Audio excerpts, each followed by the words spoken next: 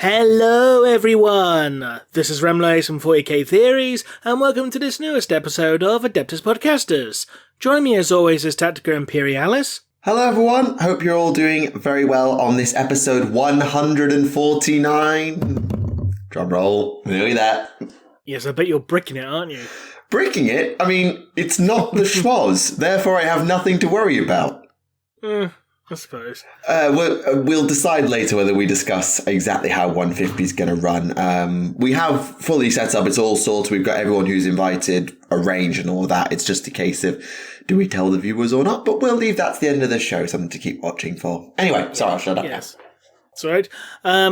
No guest again this week, unfortunately. They had to pull out at the very last minute. It happens. Nothing we can do about that. But at the same time, this leaves us, to build up anticipation for the next episode, as you said. Absolutely. Admittedly, if you look at the thumbnail for the last episode, it looks like we invited on a heresy tank because of the thumbnail. Because I had to rush out to work after uploading the podcast. I didn't actually set the thumbnail.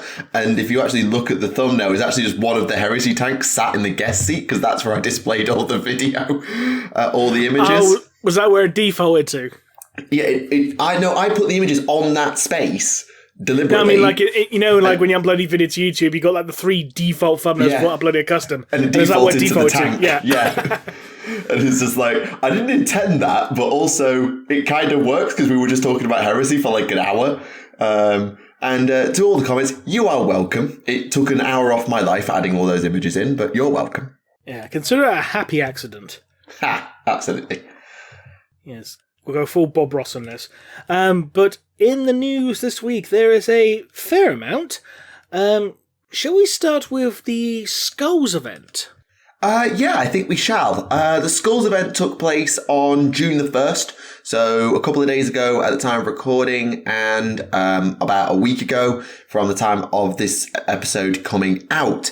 And for those who aren't aware of what Skulls is, it's a festival of video games. It's not a GW... It is a GW event, but it's an event where GW's game devs, essentially, who make all the Warhammer licensed games, come on to show trailers, do interviews, and promote all the things that they are doing.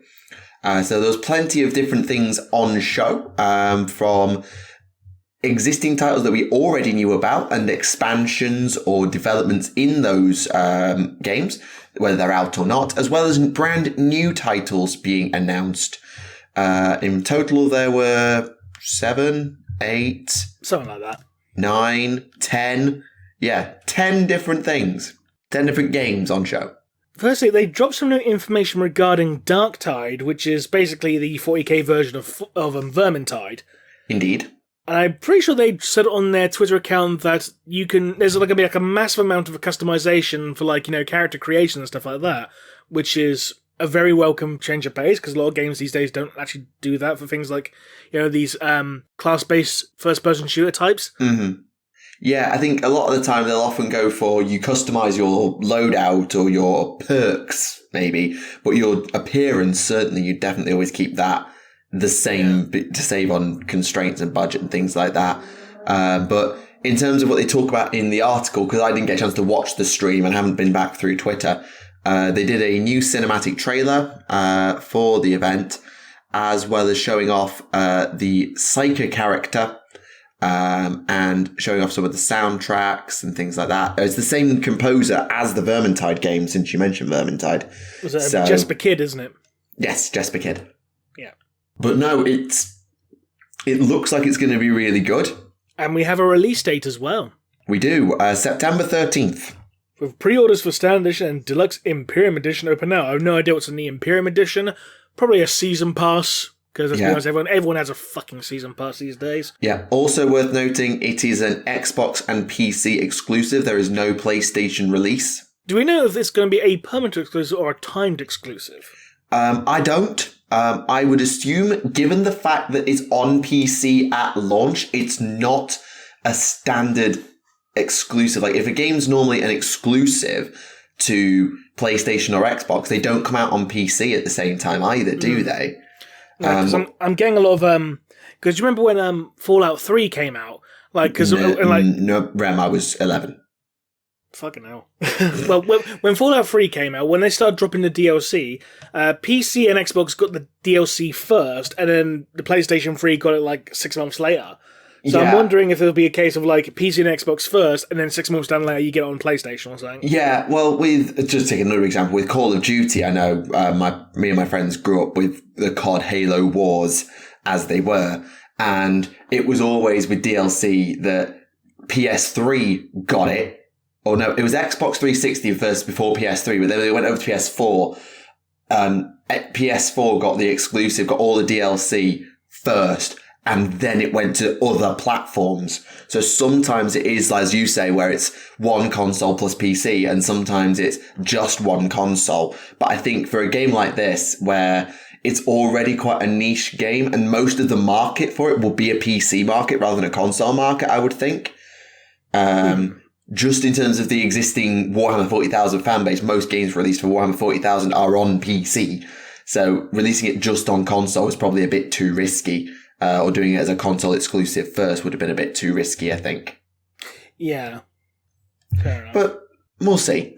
Either way, look forward to seeing it and properly getting to grips with it. I don't know if I'll play it, but certainly looks fun and can't wait to see some gameplay of it when it's in the hands of content creators and things like that. Yes. A new game was unveiled, Warhammer 40,000 Rogue Trader, making it at least a third rendition of something called 40k Rogue Trader. Indeed. Now, I did watch the trailer for this one. I did see the trailer by Owlcat Games. Admittedly, I don't know who they are particularly. I'm going to have a quick look and see what I know about them. For a minute I thought you were going to say it was done by Owl Kitty, and I was like, wait, they've got like fucking cat to do it. They're the makers of the Pathfinder games. Ah. So they make Pathfinder Kingmaker and things like that. So this, whatever you think of that or not, it's their genre. They're making a CRPG. As I say, so a CRPG is a little bit different to a standard role-playing game. Admittedly, I'm not the most experienced in telling you what everything means about what's what, but I would assume being a CRPG, and what I got from the trailer, it's a senior member of a rogue trader house who seems to have fallen into disgrace and is sat outside a Necron complex at the time, talking about, and what will you be? Will you lead us into glory, fame, adventure, heresy? So it seems to allow you to play the role of a rogue trader and take them in different directions. I get a bit of I don't think it'll be quite a bit like Mass Effect, but looking at sort of the very small snippets you see, I get a bit of a Dragon Age kind of vibe in terms of how it will play. And my mind goes to Dragon Age, where you'll have your core hero and a squad around them that you then order around and control, things like that. I don't know for sure, but that's what my brain is sort of ticking on. Oh, wait, no, it's turn-based combat. It's nothing like Dragon Age. Ignore me. Maybe more like Fire Emblem then? I don't know. I was going to say, it reminds me more of like the original Fallout. Could be, actually. I mean, turn-based combat with caster companions and character RPG. Yeah, I could see that. I would approve of that, actually, because grimdark humour would definitely be a good angle to take with rogue traders.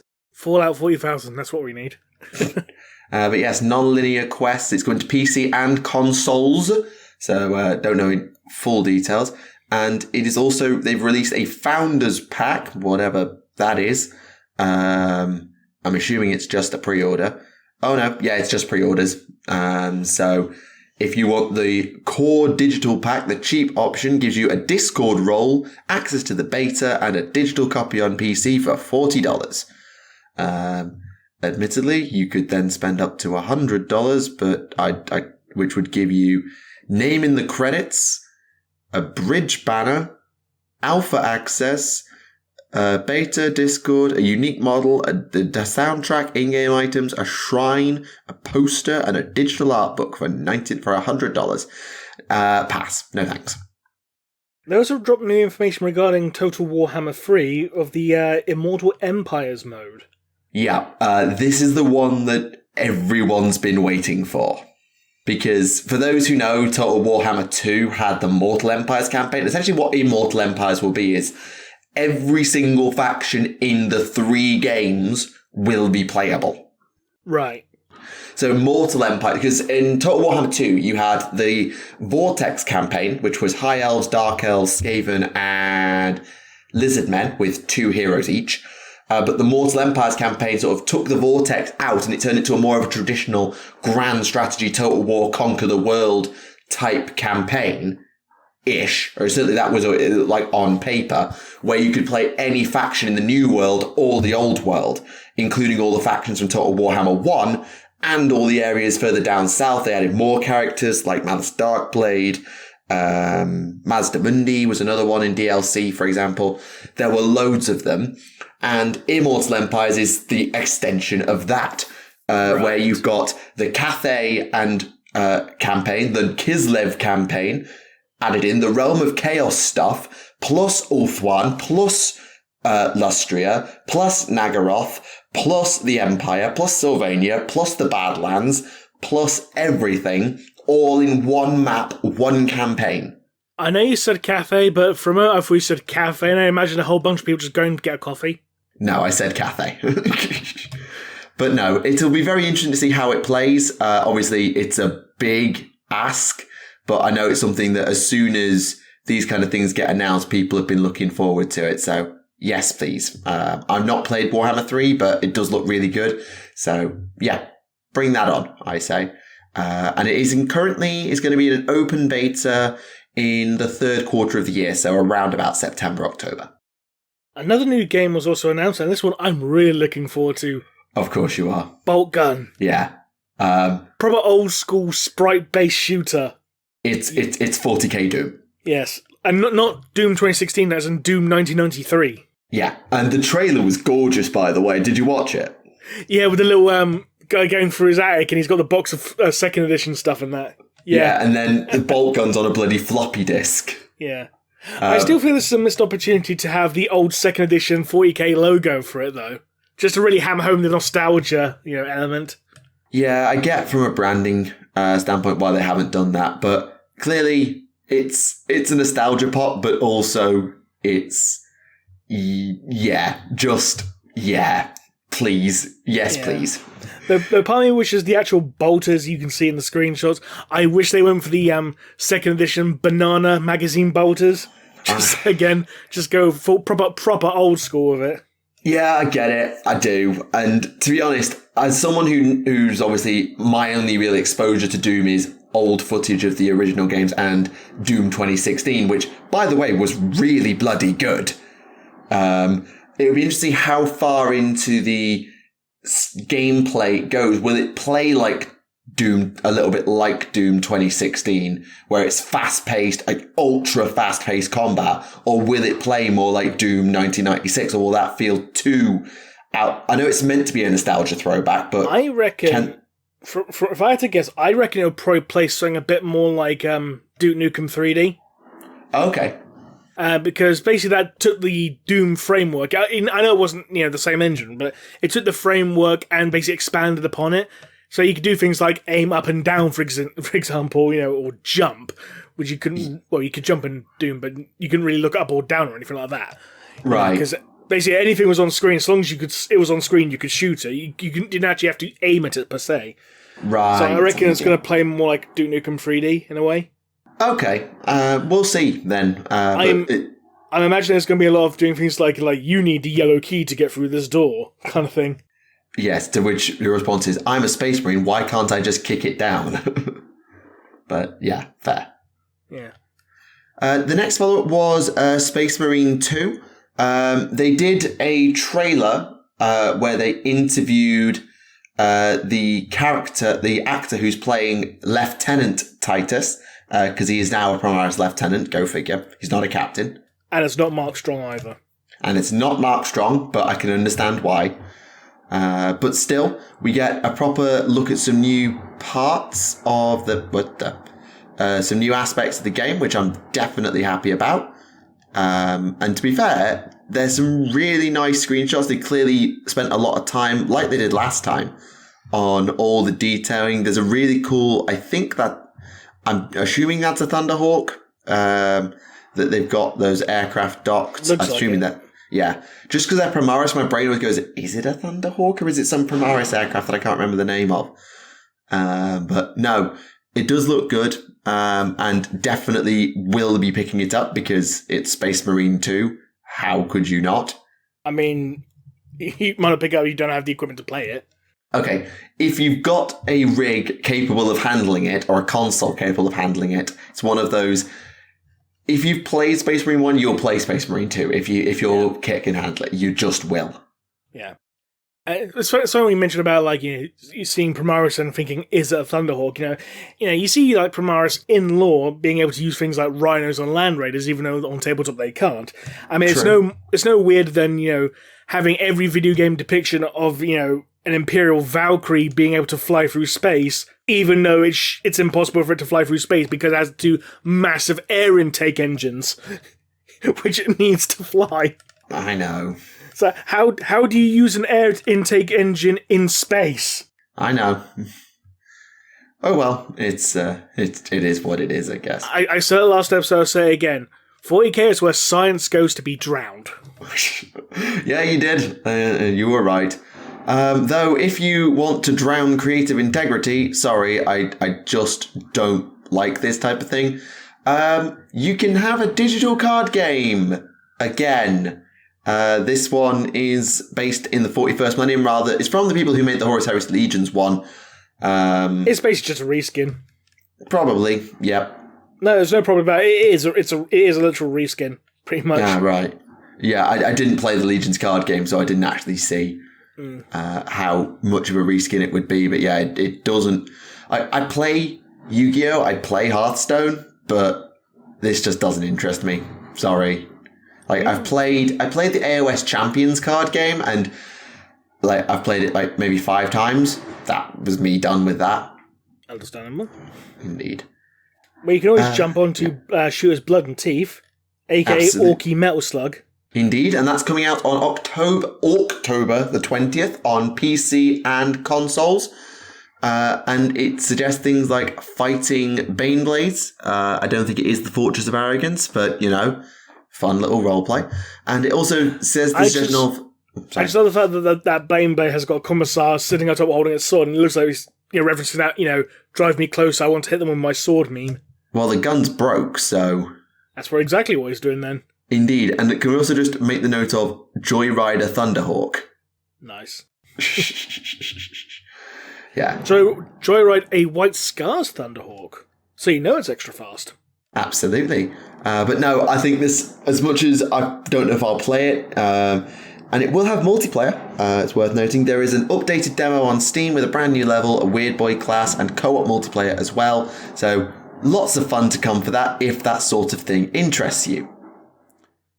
Sticking with older games, the next faction has been added to Battle Sector, which is the Adeptus Sororitas. So, yeah, haven't played that, haven't really looked into it at all, but it's there. Sorry, I just don't have anything to say about it because I haven't played it or seen anything about it. And also, World of Tanks is getting some 40k themed tanks. Again. It's like, I remember there was an expansion years ago for World of Tanks where it actually dropped a Predator tank into it, an actual Predator, rather than just an ultramarine coloured M1 Abrams, kind of thing. Yeah, fair. I mean, in fairness, the Orky one looks good, because it basically looks like something the Orcs would actually bloody have. Yeah, it's a looted tank. It makes sense. Just as a quick recap, just to run through some others, Vermintide 2 has a new expansion, Chaos Wastes. 2 new teams for Blood Bowl 3 in its latest beta. There's a gift for Chaos Gate Demon Hunters. Gladius has an expansion with a trial week and a new DLC. And as you mentioned, World of Tanks as well. So plenty there. Admittedly, I feel like I should have seen or heard something about Chaos Gate Demon Hunters, and I just haven't. No. Sorry. I guess it shows here how much of a priority it is, really, doesn't it? Yeah. Next was Tacticus, which is what some people call this channel because they can't read. So Tacticus is a mobile strategy game. Yay. That's what Tacticus is a mobile strategy game. Yay. Sorry, I have nothing else to add. I just don't. Sorry. So Tacticus, it's a game. Yeah, but that'll probably get cancelled about 6 months down the line, like Adeptus Titanicus did. Yeah. Season 2 for the Warhammer Quest game. Titan-based expansion for Horus Heresy Legions, and there's new updates for Lost Crusade, Soul Arena, Chaos and Conquest, and combat cards. So plenty of games getting plenty of updates, if that so interests you. There was nothing for the VR game, though, I do note. There's nothing for the VR game. Well, Battle Sister. Or Tempest Fall, the Lord Arcanum one that is already out. I know Battle Sister recently dropped on Steam, as opposed to having to get through fucking Facebook. Well, that's an improvement. Yeah, it's like, hooray, you're not just focusing on the Facebook VR. Well, congratulations. Then again, do you really congratulate someone for the monumental achievement of not fucking up? That came across as very harsh, didn't it? Yeah, a little bit. Oh well. Right. Next, I think the next stop, like it was last week, needs to be the Horus Heresy, but for various different reasons. We'll try not to spend 4.5 hours on it this time. Yeah, we won't. So Horus Heresy Age of Darkness is on pre-order this week. It will be out on Saturday, the 11th of June, which is the Saturday after this video comes out. So it's not out yet, but it will be very soon. It, I believe, is going to be about £180 for the box. So my prediction of 199 was pretty close. If that's so interesting. It looks like, again, big value saving, but it's a big game to invest in anyway. In terms of some other stuff around the Heresy, we saw some helmets for the Sons of Horus. Okay, sure. But the big one that we actually got new for Heresy Thursday was the Leviathan Dreadnought, which makes its stompy, triumphant return in plastic this time. Yes. Strangely enough, though, they're not going to include the drill or the siege claw, it looks like. Yeah, I know what you mean. It's one of those where I don't know if we've got all the details of every single option in the kit. Because it says here, this posable kit is loaded for ranged combat with a choice of 3 types of arm weapon: Gravflux Bombard, Cyclonic Melter Lance, and Storm Cannon. This is true. So yeah, it looks like we're not getting a siege claw or drill. So maybe they're going to release a close combat variant separately, or maybe they'll just do like Leviathan and Contemptor weapon upgrade kits, like with the heavy weapon kits or something. I don't know. Well, that's what they did for the Heresy last time in the resin kits, is they just sold you the shell, the hull with the legs, and you bought the arms that you wanted separately. So I think definitely it would benefit from having all the options in there, especially because at the moment we don't know what they're going to do.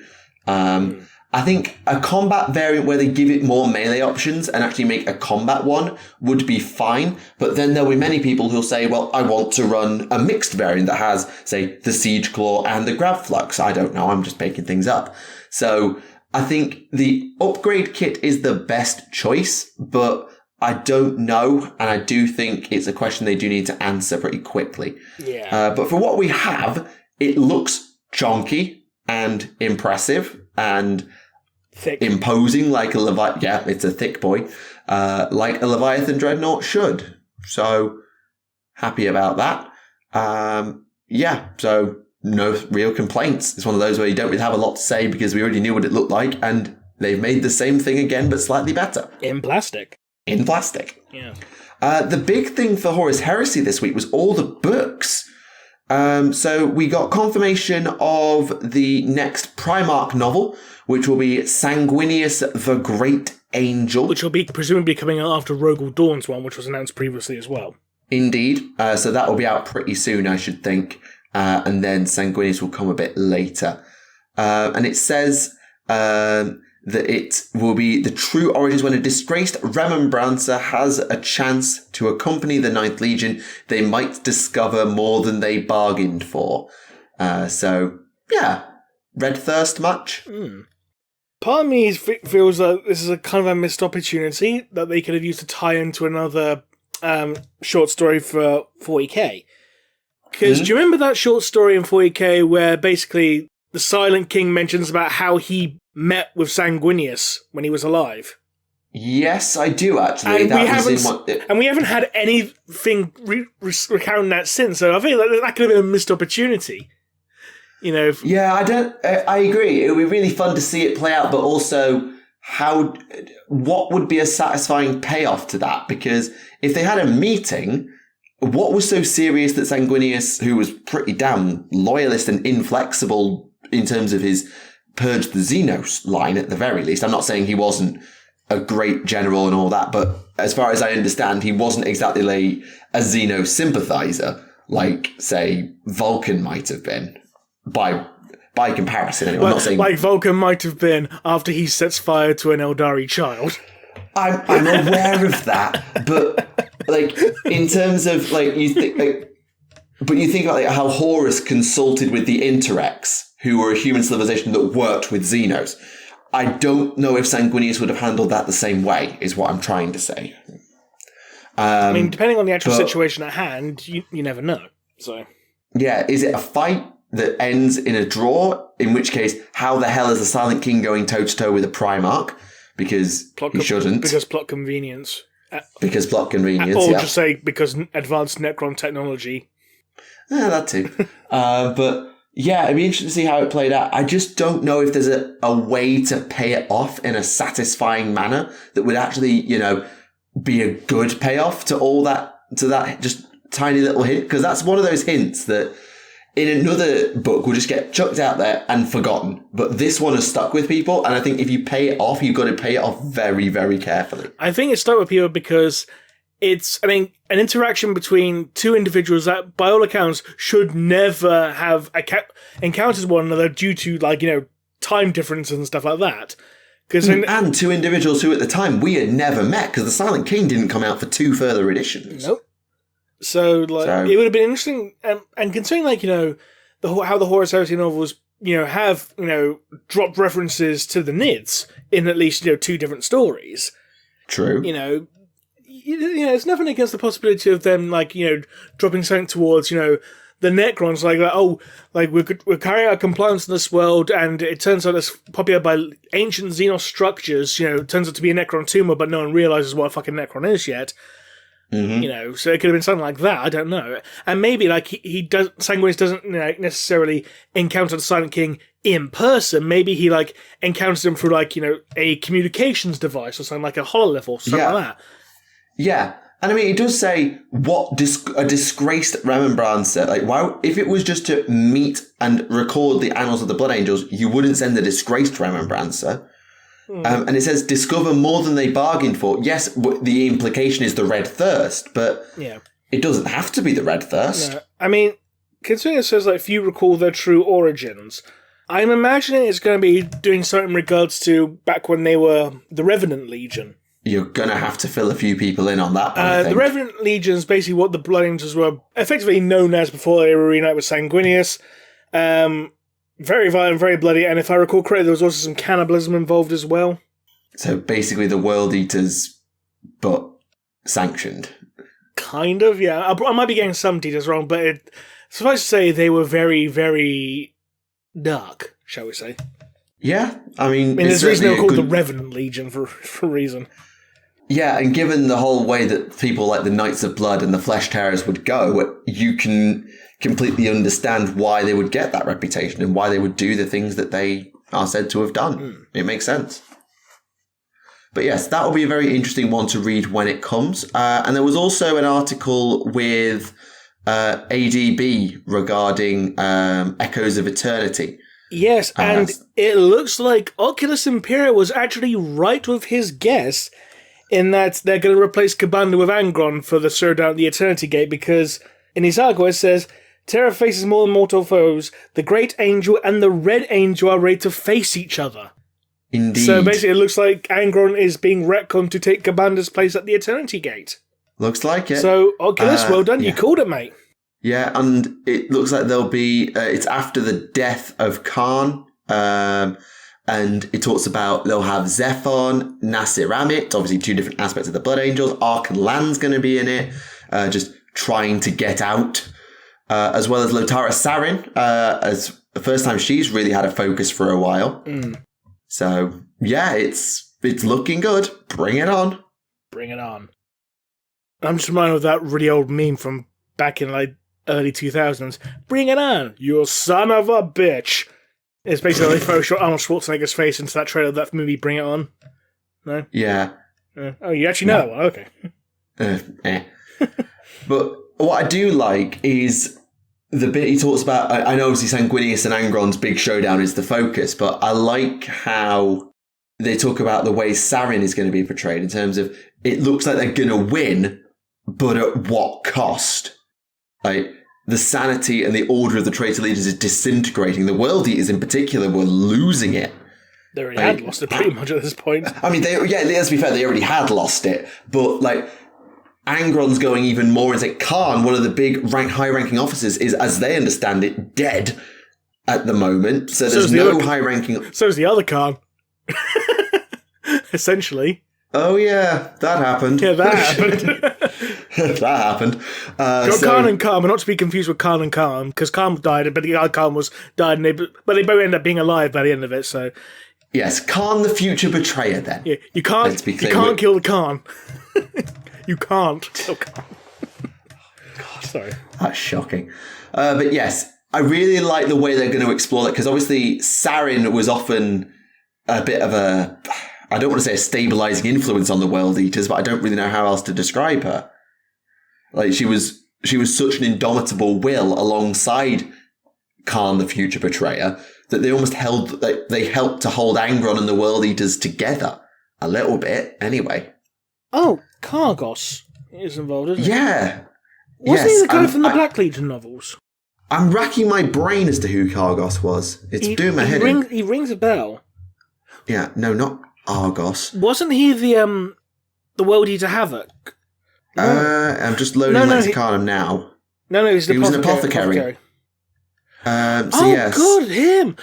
Do you know what's really mad? Do you know what's mad? He was like one of the first World Eaters to ever get art. Because, like, this really old work. That's him, this really old piece of artwork. Yes, from the Betrayer novel, needs citation. Now, that artwork is from before the Betrayer novel. That artwork's from at least 2nd edition. Yeah, well, that's the citation Lexicanum gives. I'm aware that it doesn't look like it. But yeah, Codex Imperialis, I'm just reading it. Page 77, artwork by Mark Gibbons. That makes sense. Yeah, just giving it a quick read in terms of often fought in arena combats on the Conqueror against Nasir Amit. That's a fight I now want to see. Yes, please. And had a great sense of humour and wit, using it to calm down people like Khan and the World Eaters, which is really interesting because he's one of the sane ones. He's one of the last sane ones in arguably the most insane legion, minus possibly the Emperor's Children, and he's watching it fall apart around him. His champion, his captain, is dead, as far as he understands it. Yeah. And his Primarch's a demon who's gone completely off the deep end. The Legion have all got the nails, and so they've gone completely off the deep end. So, yeah, I really want to see where they go with him. Like, that's really interesting. And I know it's just like a paragraph, but yes, please. Sorry, I know I'm making a big deal out of what is essentially has been up to now a side character.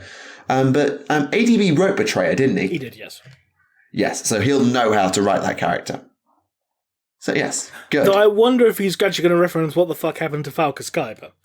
Considering that he was a main character... Call back to your video from this week. Partly, yeah, because like he was a main character in in Talon of Horror, the first Black Legion books. He was one of the main characters in that, but he gets killed off in Saturnine.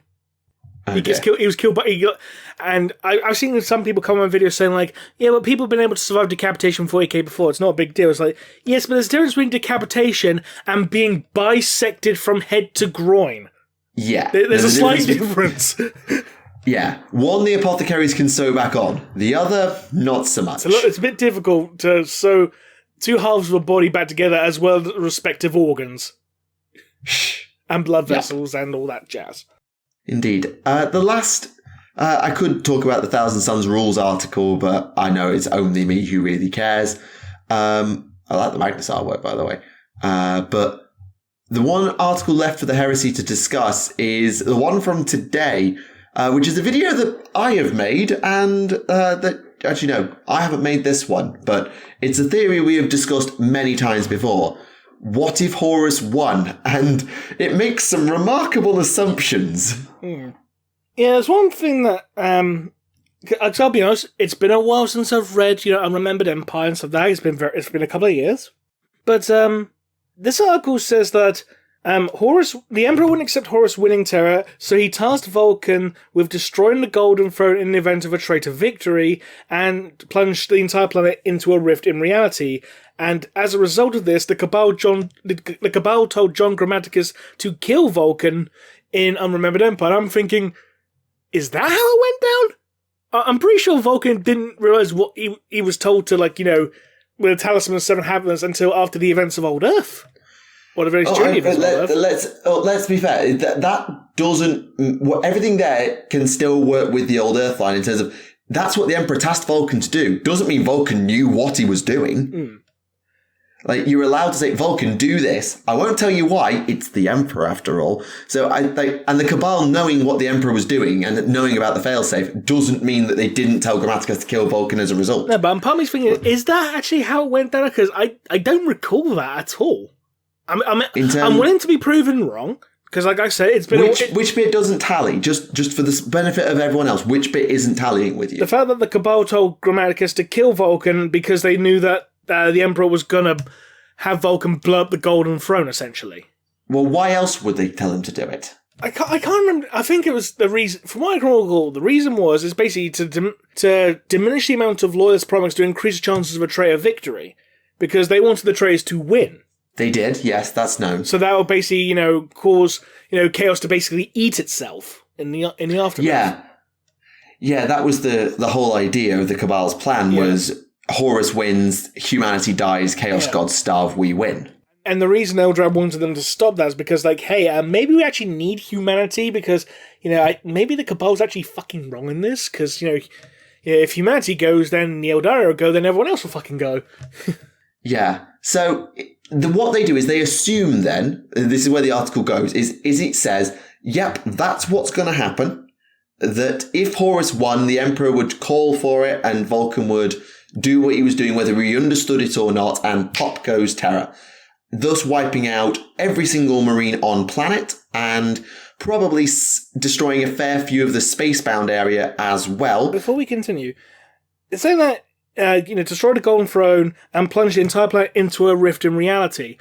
I thought the whole point of the Talisman of 7 Hammers was if the Emperor loses, then basically Terra gets set on psychic fire.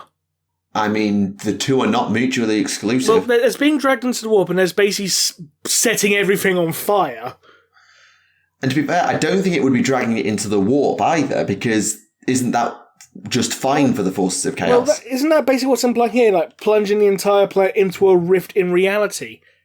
I mean, that's what's implied, absolutely, but there's more than one plane of reality. The language of this article is not very well written, I will admit. It's not very clear. Yeah, because if you put Terra in the warp, what does that actually solve for the Imperium? Nothing. Because Horus still has Terra. You need to destroy Terra, as you say, psychic fire. I think it would be a case of it would be an exterminatus event, and then to prevent the explosion radiating outwards from the Astronomicon, it would then be plunged into the warp and it would be a warp explosion. Maybe, I don't know. I'm speculating. But they go on to make some remarkable questions and don't really answer any of them in terms of, well, there's now no Terra, so the Imperium Secundus plan now kicks in. It then assumes Vulcan, Angron, and Fulgrim will die, which, no, that's not how it works. Vulcan might have died, sure, but Angron and Fulgrim are demons. Ain't no way to kill a demon dead, not properly anyway. Well, there are ways to kill a demon dead, but plunging it into the warp is not one of them. No. You've still got the event of the fall of Caliban. That would definitely happen. Yeah, I think that's given, yeah. Yeah, Perturabo's already left, so he would keep doing what he was doing. Horus may or may not be dead. So, yeah, it's one of those, if GW sets up a possible scenario of no Terra, Caliban breaks, so the Dark Angels still shatter. Imperium Secundus has the Ultramarines scurrying back. But the Blood Angels are all dead. The Dark Angels are all shattered. Horus is probably dead, so you've got Perturaba doing his thing. Mortarion and Magnus the Red are away. They were banished at some point during the siege, so they're not so much use anymore, but they'll find a home in the warp somewhere for their legions, maybe. You gotta love, like, it says, could the banished Mortarion and Magnus Red even return from the warp? Yes. Yes. That's how banishment works. Magnus did it at least twice. Absolutely. He was banished, and then he came back to fight the Space Wars, got banished again, and came back a few years later. 9,000 years later, let's be fair. Okay, let's take Angron. He was banished from Armageddon. He came back a mere century later. Did he? He was banished into the warp for 100 years and a day. I always sort of thought it was 1,000. Don't know why. It might have been 1,000, but regardless, 1,000... In terms of the 40k timeline, 1,000 years is fuck all. For Chaos, it's pocket change, yeah. You know, basically for Angron, he's basically had detention after school. Kind of thing. Yeah. It's an interesting thought experiment, but it's one of those that makes a lot of unexplained assumptions. Give me 2 seconds. I'm going to double check the codes where I mentioned about the first Battle of Armageddon and Angron's banishment. Yeah, fair. It's one of those that needs checking. But no, it's one of those that I think we've discussed before, like possible apocalypse scenarios. What if Horus wins? And we've always said that they wouldn't do, or I've always said that they'll never do it. We discussed it a lot actually with the Huron Blackheart novel. I won't spoil it here because, you know, spoilers, it only just came out. It's still in its limited edition. So no spoilers, but yeah. Okay, let's see. Of the 100 Grey Knights that took part, less than a dozen survived the encounter, but in the end they triumphed, hurling Angron's spirit back into the warp where he would not be allowed to return for 100 years and a day. Oh, fair enough. You're right. Yeah. You usually are with these things. It's like, we'll banish you for 100 years. It's like, I've got time for a fag then. Dear, oh dear. You can imagine Angron literally just sitting inside the wall right by the door with a cigarette in hand, just going, how much longer? Right. Oh, good, I can start pitting people now. Great. Excellent. Dear, oh dear. But no, in terms of heresy, that's everything. We actually got through the heresy segment with a lot more time to spare. However, if you are still interested in all things chaosy and demonic, can I just point out that the new Possessed have movement 9 and 5 attacks? So they hit hard. They hit very hard. I mean, strength 5, toughness 5, 3 wounds, 5 attacks, power armor. Each weapon is AP -2, damage 2, so it's one-shotting a Primaris Marine. Also has a 5 up invulnerable save. So, yeah. And also there's a new ability coming in Codex Chaos Space Marines called Let the Galaxy Burn, though I have no idea what that does yet. So, yeah, they're quite nasty, the new Possessed. They look quite nasty. Mm-hmm. In other news, you can get a bear for Middle-earth from 412, but no one cares. Whoop. I'm sorry to all 3 of you Middle-earth players out there. Yeah, sorry. But there's also an article about Skaven. I get the feeling that this week's Sunday preview for next week's Saturday pre-orders is going to be the Skaven and the Sylvaneth. Just from the fact we've seen some Sylvaneth battle trait rules and some Skaven battle trait rules, I think that that's what they're going to do. So it's going to be interesting. And it's quite interesting rules discussed in here about how you balance up the great clans and all of that, taking turns taking Eshin and Master Clan and all that stuff, because yeah, it's just kind of fun. But I don't play Skaven, so it's one of those I can't really comment on the effectiveness of it. Yeah, understandable. There was also a new rumour engine that dropped, and I'm just going to take a wild guess and say it's a squat power hammer of some kind. I mean, they did say they were getting power hammers for the Leagues of Votann, so yeah, story checks out. I mean, because it's a very, ticky-looking hammerhead, so yeah, it's kind of... Unless they're going to surprise drop us with, an Inquisitor with a Thunder Hammer or something. But no, it's got sort of the sort of blocky patterns that you've come to expect from the bits of the Leagues of Votann stuff as well. Exactly, yeah. So, yeah, I think so. For Aeronautica Imperialis, you can have the Ares gunship. So the Custodes are now coming into Aeronautica with the toughest fighter in the game, with Hover, Infernus bombs, Arachnus Magna blaze cannon, and other blaze cannons, and can be taken by 3 different factions. So, okay, cool. Custodes in that game. That's good. Plane looks nice. Interesting choice to have custodians in Aeronautica, I'll admit. Yeah, I mean... It's not like I don't see a reason... It's not exactly a faction you imagine for, like, an aerial combat game, is it?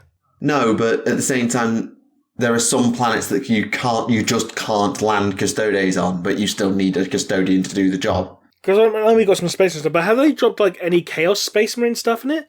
For things like Helldrakes, maybe? No, I don't think they have, actually. There's Marines Guard, Orcs Tau. Yeah, there's Marine Guard, Orcs Tau, Necrons, and Eldari, I think. So we still need Nids and Chaos involved. Like, Nids, I can understand that being one of the last ones that goes in, but certainly I'd have expected Chaos by now. Yeah, because with Nids, I mean, easily you could do things like Harridans and stuff like that. Yeah, it's just a case of they're already a lot more intricate than just like standard blocky plane design, so I can understand them being harder to make and also write rules for, because like symbiotic missiles, spawners, those sorts of things. I mean, they had them available for Epic, so that's not really an excuse for him being more intricate. It's not an excuse. And as for the weapons, you just say, I don't know, counts as a Hellfire missile or something. Yeah, or like... because they're alive, because he's a living missile, they have like +1 to hit or something because they can guide themselves towards a target. Something to that effect. I mean, that's something the Tyranid guns can do with the Hive Guard weapons, so yeah, absolutely an option. The last bit of news was a Warcry model revealed for the next part of the expansion. It's called the Carrion Catcher. From the Rotmire Creed, which I'm assuming is just another Magakin of Nurgle. I don't think I've seen this type affair. So there you go. It's essentially like a Nurgly type fisherman. I don't know if they are actually Nurgle, but they certainly, with all the green and the pustule looking things, it kind of looks like Nurgle to me. Oh, he's on stilts. I mean, if you're going wandering around in bogs and mires, then yeah, it makes sense. It's a forest full of carnivorous critters and flesh-eating fauna. And yeah, it's from it's the same, they're the next expansion to the ones from Warhammer Fest with the Chaos Dwarves. Right. Not Chaos Dwarves, the Horns of Hashut. So close these enough. Might either be, these will probably be their opponents, I would think, against the Horns of Hashut. But we'll see. I think that's it.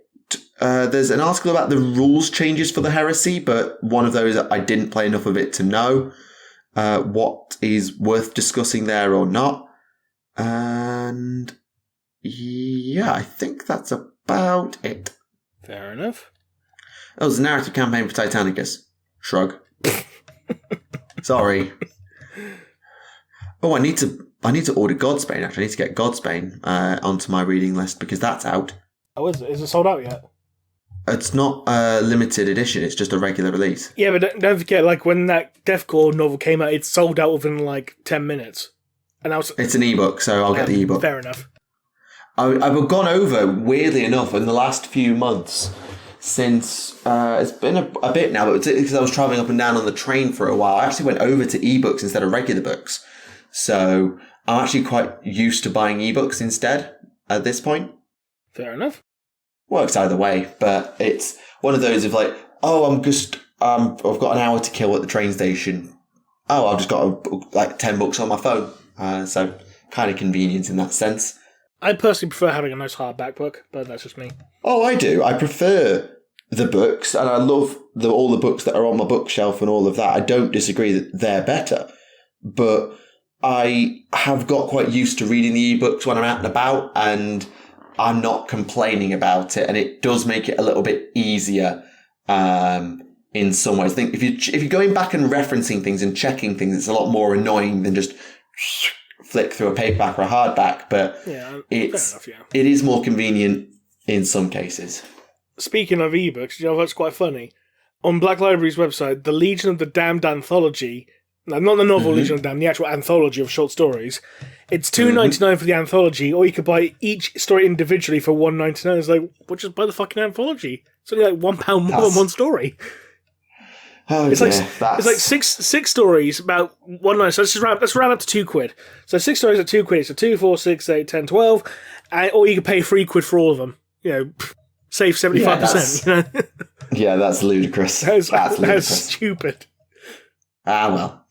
You might as well just set fucking like 99p or something. I don't know. But even then, it wouldn't be worth it. No, even then it wouldn't be worth it. But even so, it'd be damn sight worth more than $1.99 each. Fucking hell. Yeah, absolutely. But in terms of books, I've done a little bit of reading over the last few weeks, and I should have done a lot more given it's half term. But since I finished all the Go Trek books, I've actually made a start on Throne of Light, the Next Dawn of Fire book. Oh, yeah. So I'm about 20% of the way through, about 90 pages so far. I think, do we need spoilers on this? When did Throne of Light come out? Because it wasn't that long ago. No, I don't think it was. When did it come out? It was in May, and we're in June now, so... About a month at most. Yes. I suppose just to be on the safe side. It's only been a month. Yeah, well, that's spoilers to be on the safe side. So, go. The book hasn't really got going. It's still in the thing with a lot of the Dawn of Fire novels is a lot of the first stage of the book is setup. It's a lot of setup and then one big payoff at the end, or maybe two big payoffs, because it runs. Here's a Guy Haley book. It is another Guy Haley novel. But we've currently been introduced to, I think, about 3 or 4 main plot lines. The first plot line is about the founding four, the Historitors of the Officio Logisticarum, I think it's called. So these are the first 4 Historitors who were handpicked by Guilliman and have been travelling around with him. They're now being split up. Okay. So they are currently watching and recording Guilliman swear in a new chapter, as he's done dozens, if not hundreds of times by now in the Indomitus Crusaders, they note. And they're starting to get really ratty with each other and being like, guys, it's our last night together and then we're going to be split up and we don't know if we're going to see each other again. And it does imply that they do, but not for a long time. So I don't think we'll see that come back together. And I think I'm trying to remember which one of them is going with Guilliman. I cannot remember off the top of my head. But Guilliman gives a lovely rousing speech and they're recording it and all of that stuff. So we haven't got to the next chapter with them yet, so I don't know how they're being split or who we're following in particular in the next phase. It's probably going to be Gwelfrain because they normally follow Gwelfrain in these things, but I don't know for certain. Fair enough. Yeah. Plotline number 2 is a continuation from... What was the second one called? Gate of Bones. That's it. It picks up with the cultist and the sorcerer from Gate of Bones who were involved in Bucharest's gift. Because you might remember, if you're following the undercurrent plotline, not the main plotline of Wolf Time, you'll remember that the reason the Custodes and the Torchbearer fleets and the Historitors were on Fenris was to find out information about Bucharest because of Bucharest's gift, the weapon that was nearly fired at the Indomitus Crusade when they arrived at Gathalamor. And that's, I still think, where they're going with the Historitors. But they actually pick up with a cultist who is now sort of the personal equerry of this sorcerer. And they actually go to meet Corferon. So we get a meeting with Corferon very briefly. And the sorcerer's like, keep your head down, let me do all the talking, don't speak, don't acknowledge anything, just don't look at the Dark Cardinal or anything like that. And they're sort of, what's interesting is that Corferon's scared. Kinda. Well, Guilliman being back. Kinda, yeah, but not entirely. I think his plotline is where Throne of Light comes from, because they're having visions and prophecy and things like that of a Throne of Light and things like that. And I think it's probably referring to Guilliman being back is spooked them a little bit. But it also talks about like what they're doing and why they're going after what they're going after, which, as you will know from the previews, is the Black Ships. That's where they're going.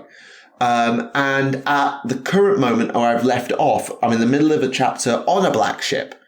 And we actually get the point of view of one of the Psykers who's trapped and been imprisoned on a Black Ship. Right. Which was quite an interesting perspective to take. Sort of, it's a former noble from this world who's been chained up with essentially one of the serfs, one of the drudgery of the same world. It's like, well, we're all equal here, which is quite a fun payoff. and there's a sort of babbling prophetic figure who comes on the screens, who also talks, rambles on about the Emperor and the Throne of Light and this kind of thing.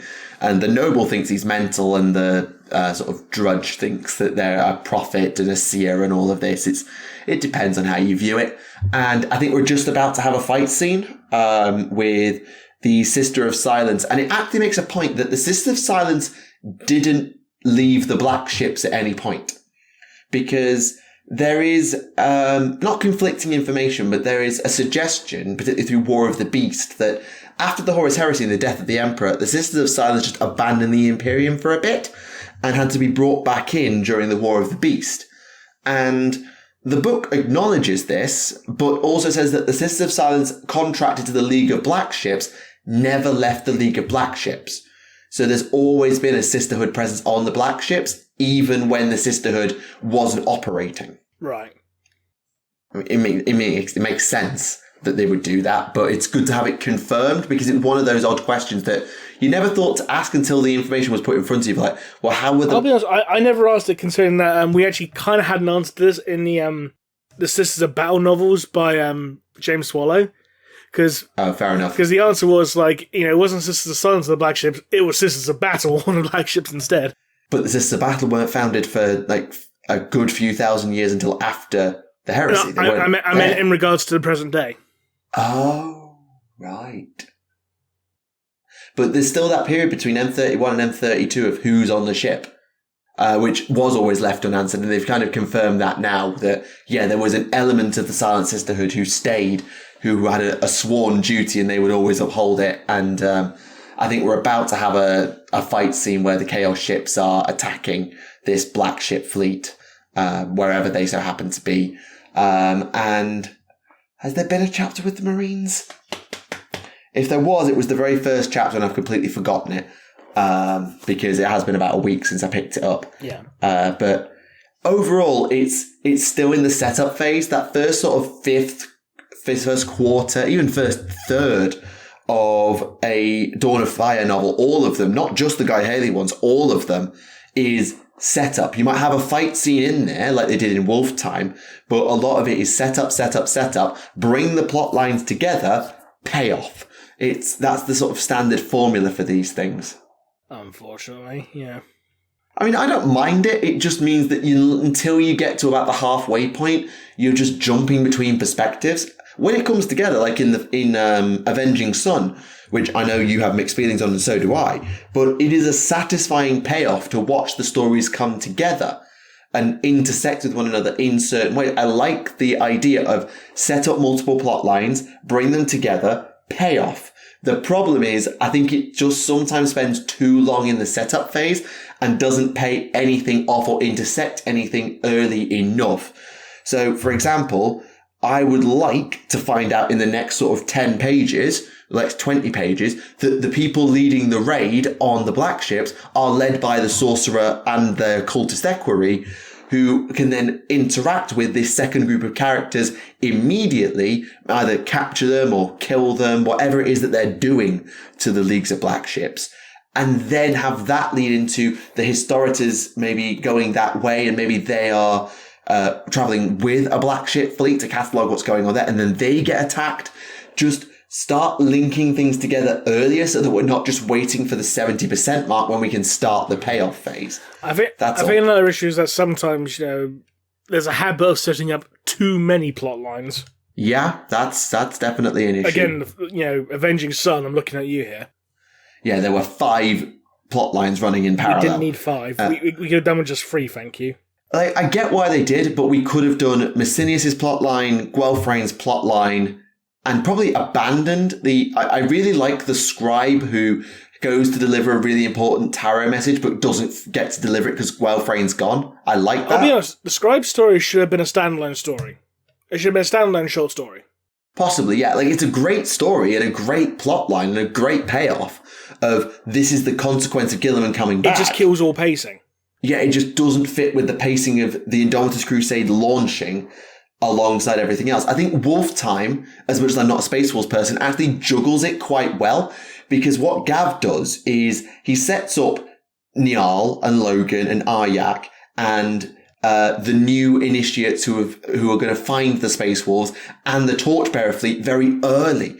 In that, there's the Historitors, the Custodes, and the Primaris in one group, the Space Wolves in another group, and then they half meet, meaning you now have 3 groups, but they've already intersected, and then the plot line intersects, and you're running 2 stories in parallel, but the groups are interacting with one another. Niall's trying to convince Logan, the Historitors are digging with Niall for information about Bucharest, all the while this subplot of the Space Wolf pack of Primaris who are trying to be accepted is happening alongside that, and then they all come together again at the end for the big payoff. Yeah. I think I don't disagree with set up, merge, payoff, but you've just got to time it instead of just waiting for the ending. It's kind of like if you did all the build to a feud on the Go Home show, even though you've been building it for 6 weeks.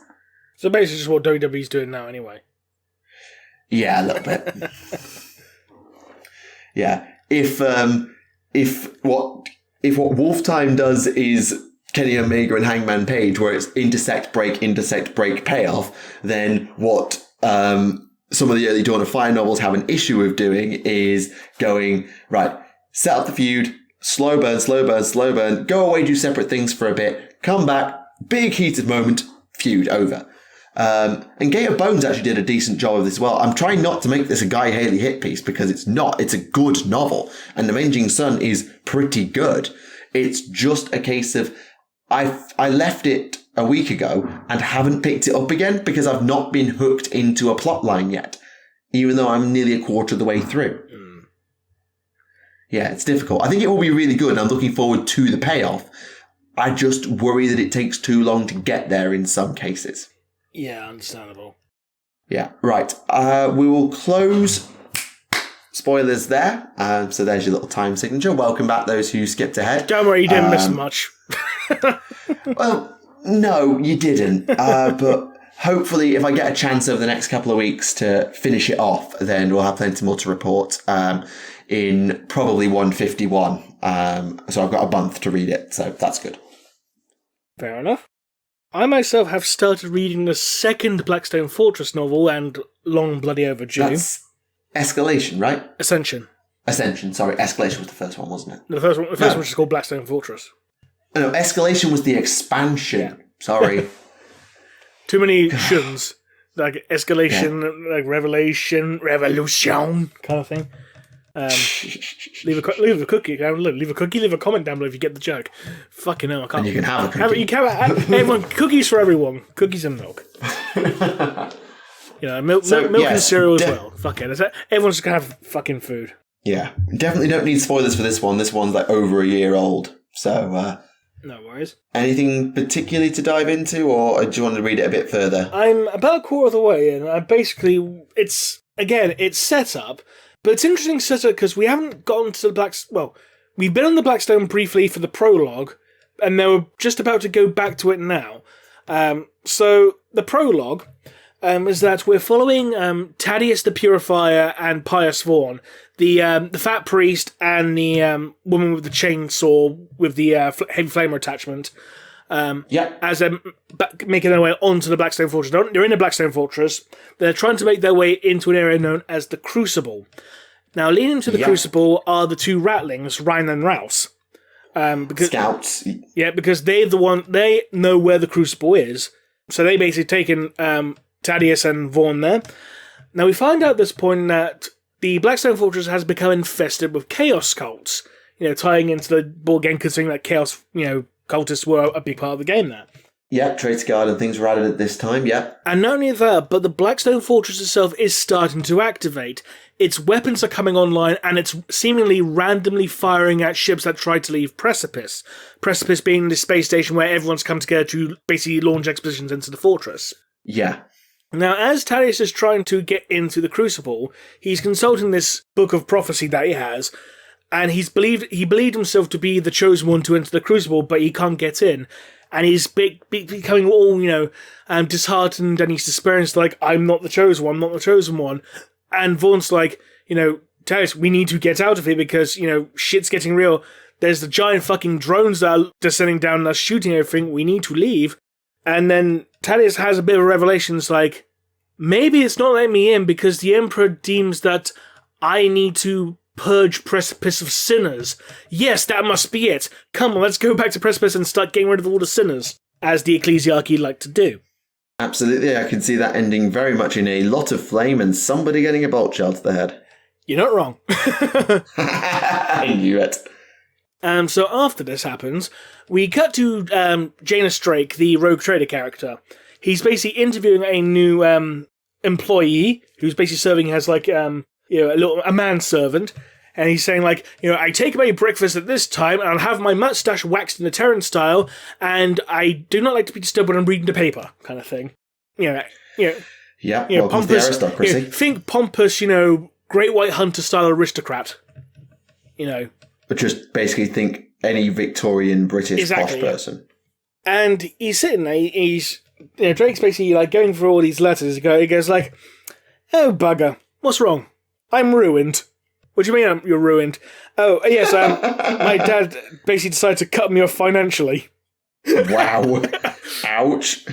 On what grounds? And the fact that his dad doesn't like him basically treasure hunting out of Blackstone Fortress. He was told to go back. Just said, no, I can get treasure here. It's like, well, that's it, I'm cutting off your allowance. Because you're not doing what you're told. Yeah, it's like... yeah, that is petty, but also understandable. So basically, he calls a meeting with his ship's ship's pilot, his attaché, and his crew manservant. He's got a lot of manservants because pompous aristocrat. Is that the Kroot character? Just to be clear. Yeah, thought so. And Drake basically says like, right, I can't afford to pay any of you now, so you can basically do what you like, but I plan on leading an expedition into the Blackstone Fortress one last time because there's someone on Precipice who knows how to get into a area known as the Crucible. Who's with me? His former attaché says, I'll help you, but I'm not going to do it as your employer. I want to be partners. Business partners. And Drake's... At which point Drake is like, well, I don't really have a choice in the matter. Well, Drake's thinking to himself, it's like, oh, she's succumbing to... The poor girl doesn't know what she's talking about. Partners? Oh, that's way beyond her. But I suppose I better entertain her delirium for now, kind of thing. Real pompous. Yeah. Prick. The pilot's like, I'll do it so long as you pay me. So it's like... Which he can't afford, so no. Drake says like, no, I'll pay you once we complete the task. And it's like, all right, fine. Archaeotech, one small piece of Archaeotech will set up for life. Yeah, true. The crew says like, well, I swore oath to basically, follow you, so I'm going to do it, keep doing it until one of us is dead. So that's good. Yeah. Meanwhile, as it's all happening, Ryan and Rouse are basically sneaking around the dockyards of Precipice, and they've broken into the ship. It's like, oh, this ship looks like a nice one to rob. What's that hanging there? Oh, it's a big bag. What's it full of? It's full of body parts. What lovely. What are these?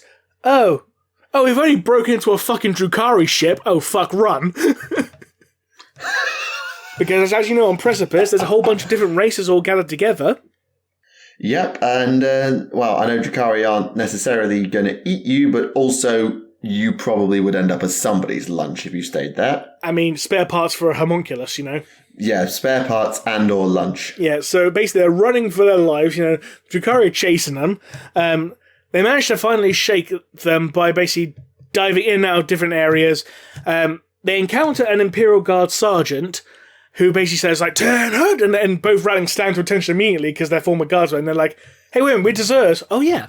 And the sergeant goes to them and is like, Abhuman Auxilia in my regiment? I don't recall you. It's like, oh, no, we're just passing through, sir, on a scouting mission. Fair enough, lads. Why don't you go into the mess hall and get yourself some rations? And the Rangers are like, free food? Yes, please. So they go into the mess hall. It turns out it's full of dead guardsmen who have all starved to death because there's no food. And it's like, oh. And it turns out the guard sergeant has basically just gone batshit insane. So basically they leave and they go, thanks for the rations, Sarge, and they salute him and they walk off. It's like, it's hilariously tragic in a way. But they make their way to the local bar, and it seems like, we finally escaped the Drukhari. Good. Let's have a drink. And it's kind of disgusting the way they describe their drinks, because their drinks are like cloudy with a layer of grease and with like half-chewed bits of food and picked scabs floating in it and stuff. It's like, I've got to have my dinner after this, stop. I've got to have my dinner after this. Just don't eat or drink with a rattling. No. Meanwhile, Drake and his crew, or his partners, shall we say, they're basically going towards the bar to try and find the rattlings, but then they realise, hang on, why is Precipice so quiet right now? Because normally there's a hustle and bustle. But everything's quiet. That's not normal. And they go into like this big common area, and who do they see on atop of a big platform giving a sermon? It's Thaddeus. He's rousing up the locals. And there's about to... Oh no, there's going to be a lot of matter in a minute. And basically these station's Bulgrin security officers are trying to keep back a whole bunch of raving fanatical lunatics. Some of them are set on fire, but the Bulgrins shake it off because Bulgrins. Yep.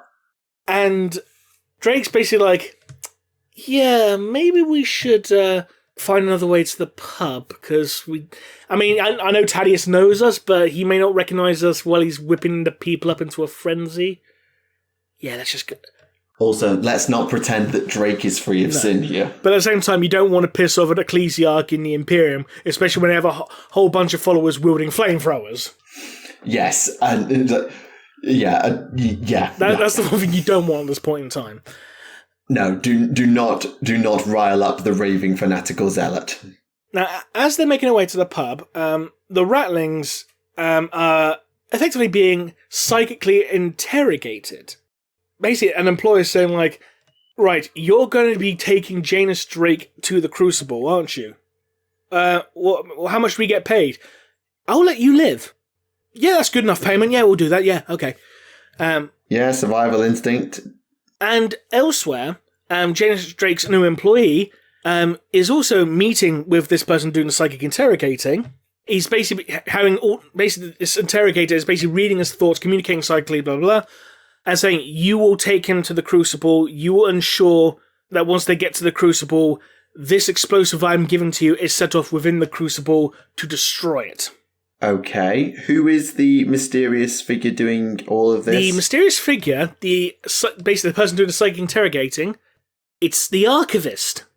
Now, for those of you who don't know, the Archivist is the Zote. Yes, it is. So we got the Zote set up as like our antagonist, which is a nice touch. So more Zotes, please. Yes, thank you. Absolutely.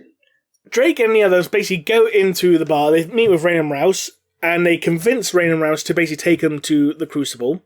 And it's like, okay, yeah. And by convince, you mean just suggested and the rattlings immediately jump at the chance because they've been threatened with death if they don't. Pretty much, but they also said, we want one small thing from the Crucible as payment. Just one small thing. Just one tiny bit of archaeotech, because with that, we're set for life. Just one thing, that's all we want. And Jake's like, one thing? Okay, I can get one small piece of archaeotech, that's fine. That's an acceptable price. So, great, we'll meet with you at your ship. And I don't have a ship. Well, they got a lander. Oh, he does. They got a lander. Yeah. So, Drake and the others basically start making their way back, and they have to pass through Thaddeus' sermon again. But it's at this point they realise that Thaddeus has chained up all the proctors. Now, the proctors are basically the people in charge of Precipice. Oh. And they realise, no. Oh shit, those guys are the only reason that there's not total anarchy on the station and that everyone's not killing each other. We need to convince Thaddeus to stop. Now, Drake's through his bionic eye, he's basically flicking through pages of Thaddeus' holy book, which he managed to scan last book. Mm-hmm. And he sees an image of the ordained chosen one. It's a figure with a bloody hand. Now, earlier in the day, when Drake had his bad news about him being ruined, he basically crushed a wine glass in his hand and had a bloody hand which has been bandaged up. Right, and it's like, with you. Right, I think I can manipulate Thaddeus into doing what I want. He takes the bandage off, makes his hand bleed, and he goes up to Thaddeus, tries to stop him. Thaddeus' followers try to basically set Drake on fire, but Thaddeus sees him and goes like, Drake, my friend! I see you have come to hear the word of the Emperor. Yes, I knew you would, kind of thing. And then Drake's like, okay, Thaddeus, you need to let the proctors go now, because, otherwise it's going to be, hell. And Thaddeus like, oh no, it's fine, these are all sinners. The Emperor wanted me to purge Precipice of sinners so we can enter the Blackstone Fortress again. And he sees that Drake's hand is all bloody, and he comes to the conclusion like, so Drake is the chosen one who will lead us into the Crucible. He is the one the Emperor has picked. And Drake's like feigning ignorance like, I don't know what you're talking about. This is all new information to me, kind of thing. Such convincing acting. And Thaddeus basically addresses everyone, so like, the Emperor has shown us the way. We must go to the Blackstone. Right, set the proctors on fire. He killed them anyway. And Drake's like, oh, for fuck's sake. And he literally goes, why? Like, all exasperated, but like, Thaddeus interprets his exasperation for like religious awe. It's like, oh, it's because they were sinners and the Emperor wanted me to do it. And Drake's like, fuck's sake, fine, whatever. Just make me bomb a ship. So there won't be a precipice there when they come back. Pretty much, yeah. Thaddeus and his followers are all coming to aid Drake, and Drake's captain / partner is basically like, do we really need all these religious nut jobs? Like, well, we don't have an army of guardsmen anymore, so yeah, we kind of need them to clear out the dredge. This is true. To be continued. They're basically they're making their way to the Blackstone Fortress now, and that's where we end it. Yeah, I like that. I think it's Darius Hinks, isn't it, as I recall? It is, yeah. Yeah, I like the way that's been set up. Obviously, it's got enough of the comedy factor that it isn't just a standard 40k novel. It's still being able to play with things that you wouldn't normally get to see. And you believe that, the absolute religious nutjob would burn the supposed sinners anyway. Like, he just would. So everything is completely believable. I'm interested to see how it pays off. Will the Zote get its way? Will the Zote make its presence felt upon the Blackstone Fortress? Will they even make it? Well, I assume they'll make it, but... I assume so, considering that they appear to be setting up the Archivist as the main antagonist. Because, the Chaos Celts have been established, but, they're just going to be, background fodder, essentially. But the Archivist himself seems to be the one who's being set up as the antagonist. Yeah. I mean... It'll definitely be interesting, and I look forward to seeing the payoff. Yeah. What's also interesting as well is when Drake's Manso had his meeting with the Archivist, and he starts thinking, maybe there's a way I can betray the Archivist and escape. And the Archivist immediately just sends a message to his mind saying, "Don't even fucking think about it." And it's like, oh shit, you can read my mind, can't you? He's like, yes, I fucking can. I'm psychically projecting into someone else's mind. Do you think I can't read yours? Yeah. It was just quite funny. It's like, maybe I can do this. Like, don't fucking think about it. Fuck. Yep. I mean, it's one of those things like, how do you betray someone who knows what you're going to do, kind of thing, Absolutely. I mean, it certainly looks like a very good setup with enough action to keep you interested. I look forward to seeing the payoff in a future episode. It should be good, yeah. But it's pretty good so far. I'm only about a quarter of the way through, but...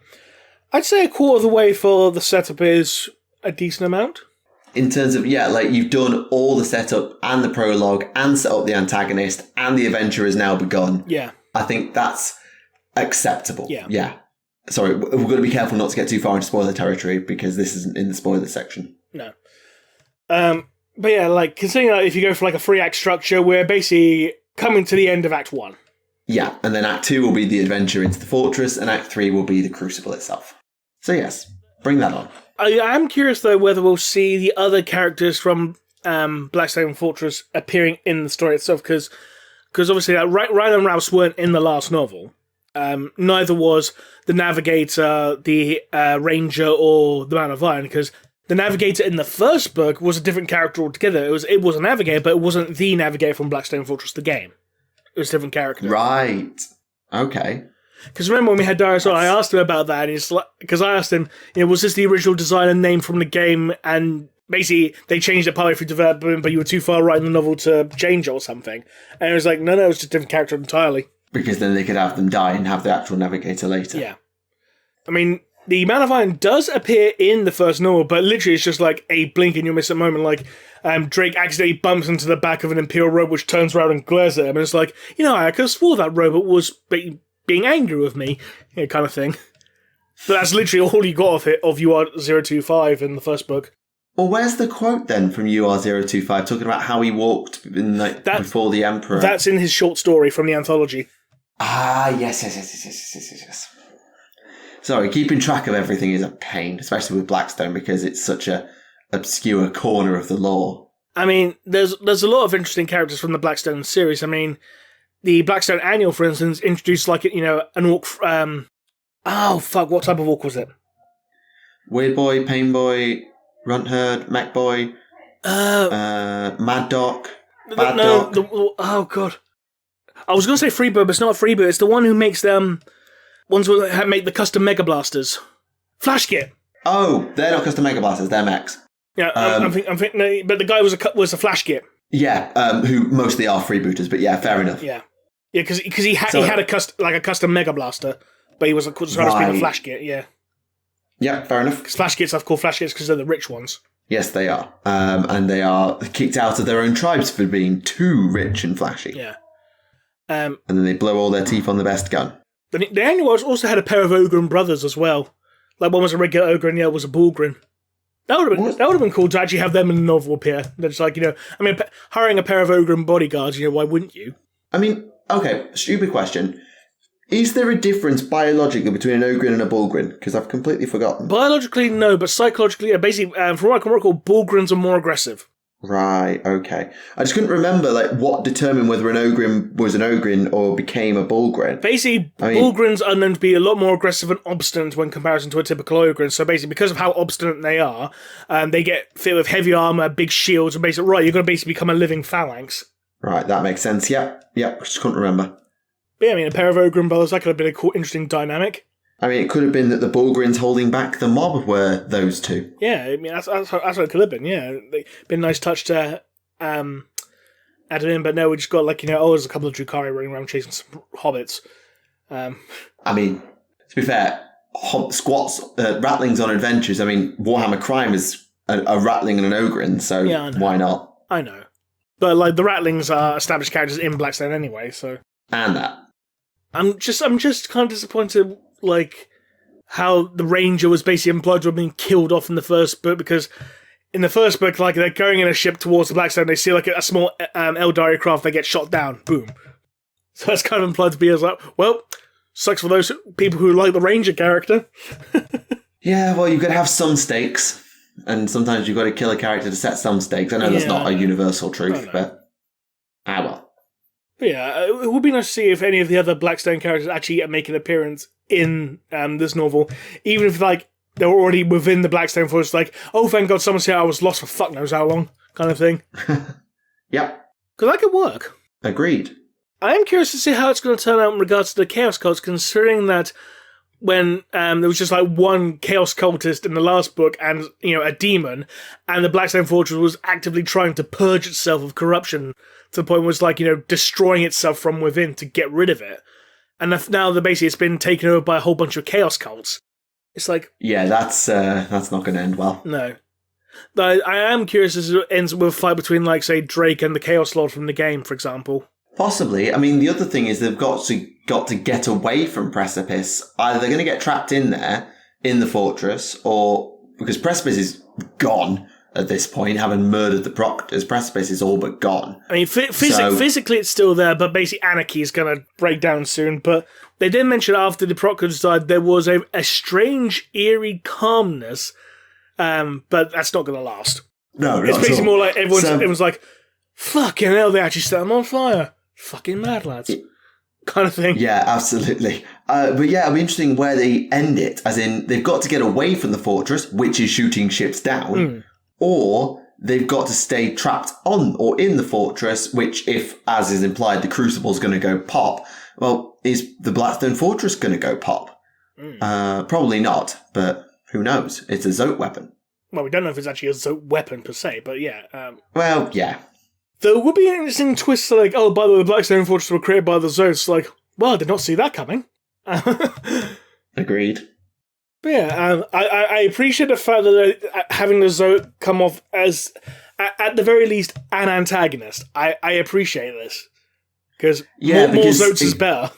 Yeah, because it'd be quite easy having the archivist be the source of information about the Crucible in terms of like, oh yes, I've been around a long time. I've heard about this Crucible thing. I could possibly get you the technology to get you inside, but it's going to cost you, and just have them do that as a side character. But they've actually gone out their way to set up the Zote to do something rather than just be a plot convenience. Do you know what? How he's coming across to me? He's coming across as this story's Xanatos. For those of you unaware, the Xanatos character archetype, named after David Xanatos from the TV series Gargoyles. Fun fact, good show, by the way. When he said Xanatos, I was thinking of that. I know it's not Daniathos, the Soul Drinker's Dreadnought, but I went immediately to that person for some stupid reason. But go on. Basically, he's a villain that basically has a contingency for everything. Like, even if like the heroes defeat the villain, even in defeat, he will accomplish a goal, kind of thing. I mean, that's just Abaddon, basically. Kind of, but like it's more explicit with the Xanatos archetype. Right. And this is how the Zote seems to be coming across. Like, I imagine the Zote's going to be the David Xanatos of the book. Is that, yes, the Crucible might not explode. Yes, the heroes might get away with some archaeotech they really weren't supposed to, but the Archivist will be fine. Or the Archivist will get something out of it. It's like, okay, so the Blackstone Fortress basically teleported to another galaxy, but that just means no one else is going to get the shit, so that's fine, I win anyway, fuck you. Essentially. Yeah, it sounds a bit like, I want to say the Shadow Broker from Mass Effect, but I don't know. Yeah. I mean, I do like the fact that there's so many character archetypes that are named after specific characters. Like, you got the character archetype of the Starscream, for example. You know, the treacherous underling. You know, that kind of thing. No, like, I know who Starscream is, but I've not heard that one before. You've not heard of the term the character of the Starscream? The treacherous underling, yeah. Basically, in terms of Horus Heresy, as of the Slaves to Darkness book, Lorgar is the Starscream. Because it's like, oh, Horus is injured. That means I can dispose of him and take over the entire Horus Heresy by myself. Like, Horus has fallen, I, Lorgar, and now your leader. Decepticons, follow me. If I had space, there would have been a head desk. I'll just simulate one for you. There you go. Ah, dear. So yeah, now you know two character archetypes, the Xanatos and the Starscream. If you know any more character archetypes, leave a comment down below. And please do not roast us. No. Just needed to say But roast some beef, however, because roast beef and gravy and Yorkshire pudding, yes please. I'm hungry. Yeah, you're going to make me hungry if you carry on like that. I'll just talk about the Rattlings drinks again if you want. No. No.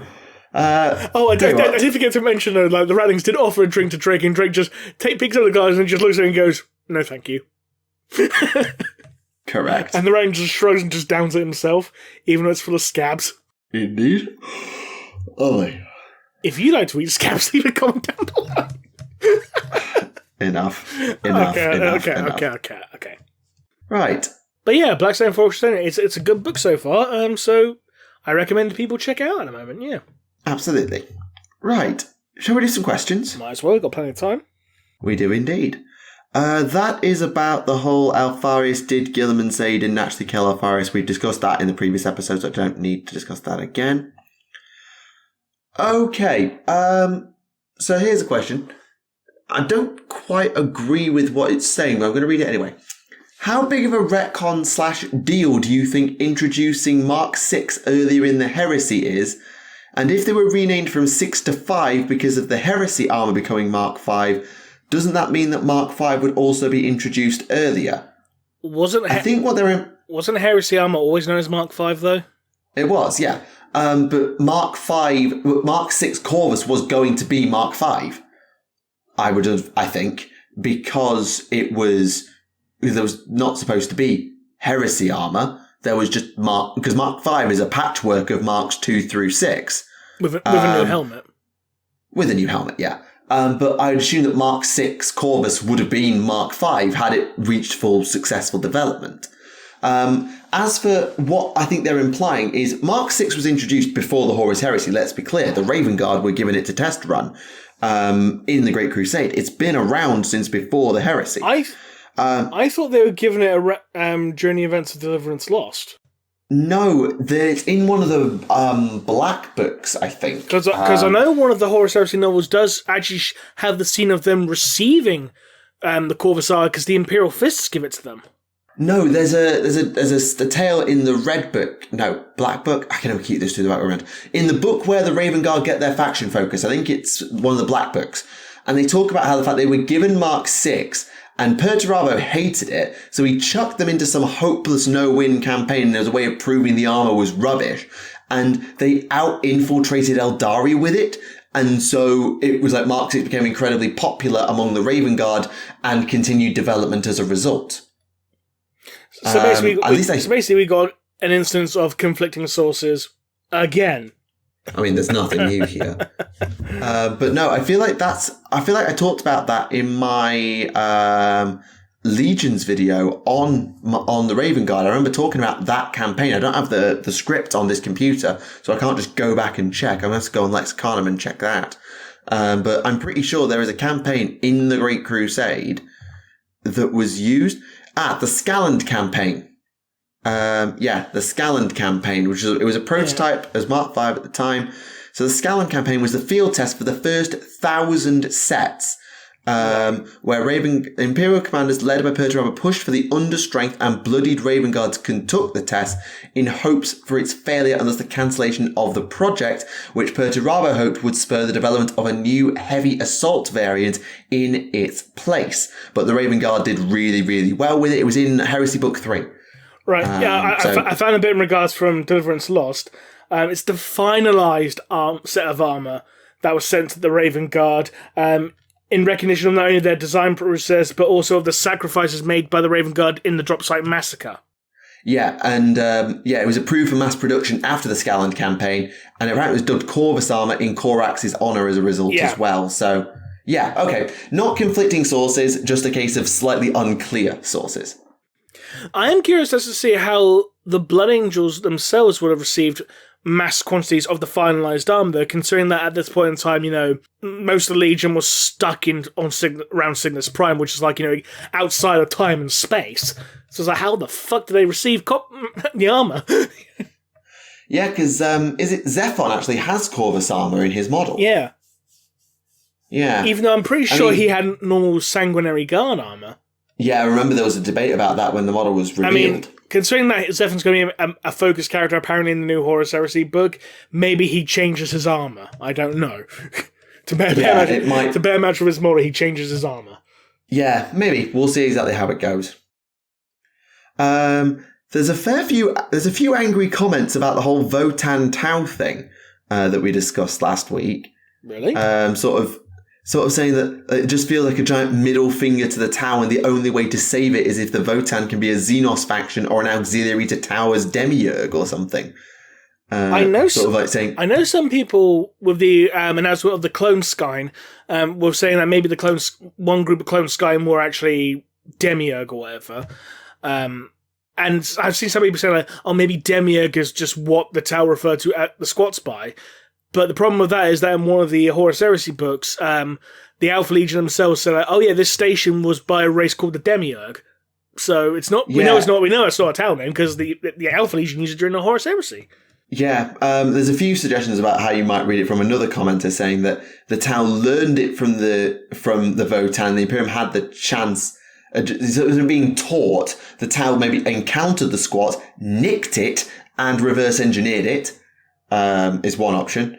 I mean, it could have just been a case of the Tau encountered the Votan and they simply traded, because in older squat lore, before the squats went to war with the Orcs, the squats were happy to trade with other races. They would describe having trade relations with both the Eldari and the Orcs.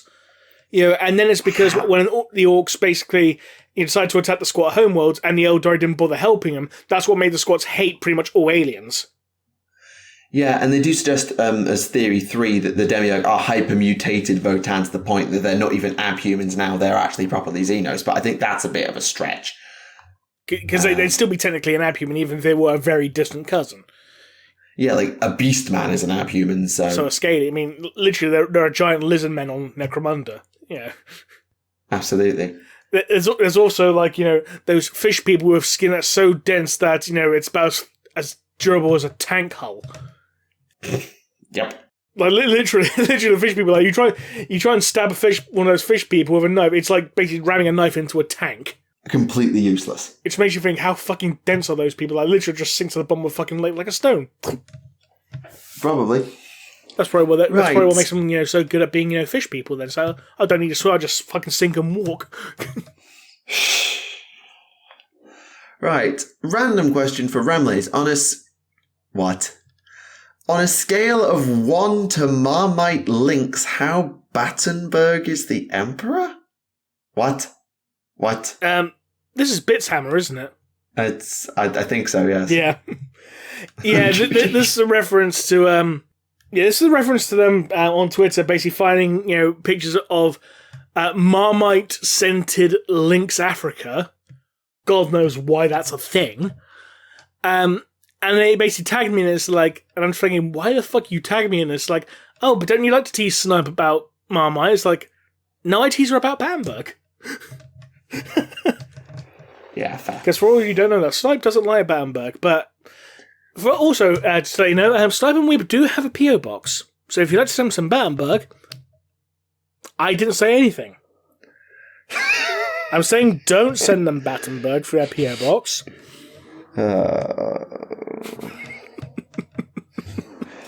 Oh, you are awful. Well, I'm telling people not to do it. I know, but let's be honest. You know exactly what you're doing. And also, a serious answer, 14.7. There you go. Fair. Right. Okay. On a more serious note, do you think Fabius Bile would want Soul Engine technology so his clone Primarchs Mark II would be a success? I don't think so, purely on the basis that Fabius Bile, he views the Astartes as a whole as an evolutionary dead end.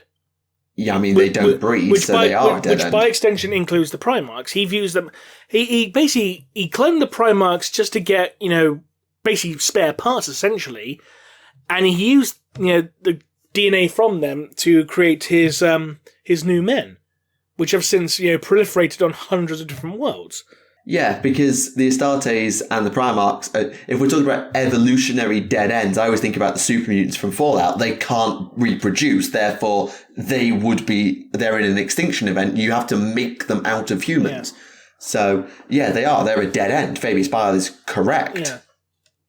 I also always found it interesting as well that Fabius Bile also believed it was a stupid idea to not make female Astartes. Because that's actually a quote of his in the first Fabius Bile novel. I know. And he's basically going just restricting it to one sex is needlessly self-limiting. True.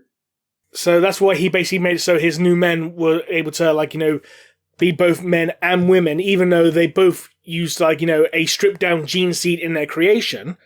And then they're not sex-locked, therefore they can reproduce. Exactly. I mean, it took him a few goes to get it right, but he got it right. He got it done. He did. And, these humans, they're not as big and strong as Space Marines, no. They're bigger and stronger than regular humans, yes. And they still have things like acidic bodily fluids, because, literally, one of them, lost a fight for leadership, and then he ended up being dragged away. He ended up pissing himself, and the piss was acid. Ew. Yeah. But again, that does tie into the fact how Astartes do have acidic saliva. So yes, I know, the Betrus gland, I'm aware. So it's not... Still ew. Yeah, I know. So basically, if a Space Marine was a bear, these new men are wolves. They're designed to hunt in packs. Yeah, that checks out. They were designed specifically to bring down Space Marines to hunt as a pack. Yeah, I mean, you can't get any more on the nose than that, can you? No. Right. Okay, this also reminds me about how the third Fabius Bile book, they also showed us the Eldari equivalent to abhumans, because there was a species of Eldari that had devolved into bat-like creatures, so they had wings and giant ears, and they screamed on sonar and stuff like that. Lovely. So yeah, what do they call them, Ab-Eldari or something? You can't call them Eldari abhumans because they're not human. No, I'm assuming the Eldari had a much fancier name for it. I mean, they were just referred to as shriekers. Fair enough. Because they shrieked. Just call them an Eldari subspecies. For now, yeah, I think that's all we can do. Right. Interesting question here that I don't really know where to go with it, but it's just interesting. given the split nature of Alpharis Omegon's soul, one soul, two bodies type thing, given them when Omegon, as far as we're aware, died, could that lead to, and I quote, a theoretical compound warp entity? So Alpharius died, and then Omegon died, and that soul then goes into the warp, but it's now, they died at separate times, so it's two halves and thus a compound entity going back together. I don't really know where they're going with it, but it's one answer to throw out there. It's the warp. Anything can happen. I mean, when Ferrus Manus died, supposedly a demon was born as the result of his death, so maybe I think that's what they're referring to. Sort of, was there a warp entity born for the death of Alpharis that was sort of very weak, and then a second one when Omegon died, and then because they were both connected, they were pulled into one another and fused with one another? I don't know. It could have been a case that when Alpharis died, his soul just, instead of dissipating into warp, it just went back into Omegon's body. It's basically, instead of being split across two bodies, it just now all went into one body. Yeah, that works too. And that way it wouldn't be necessarily a composite entity. It was just like, hey, I don't need to split my drink between two glasses anymore. It's all in one fucking bowl. Yeah, precisely. Right. Okay. Where was it? Okay, so this is one I think we've talked about before, so that we have at least implied before. What is your take on A, the Emperor being a horrible dad, seeing his Primarchs as tools and numbers, but still being too emotionally attached to not just put Horus down, thus resulting in everything that happened afterwards? Like, how do you square that? Well, think of it this way. All the stuff regarding Alpharis' novel aside, ignoring that, officially speaking, Horus was the first Primarch the Emperor was reunited with, and officially, yes. And Horus was still technically a child when he was reunited with the Emperor. So, unlike the other Primarchs who were all adults when the Emperor met up with them, effectively the Emperor had raised Horus himself. Horus was the only Primarch that the Emperor actually had a hand in raising in any extent, really.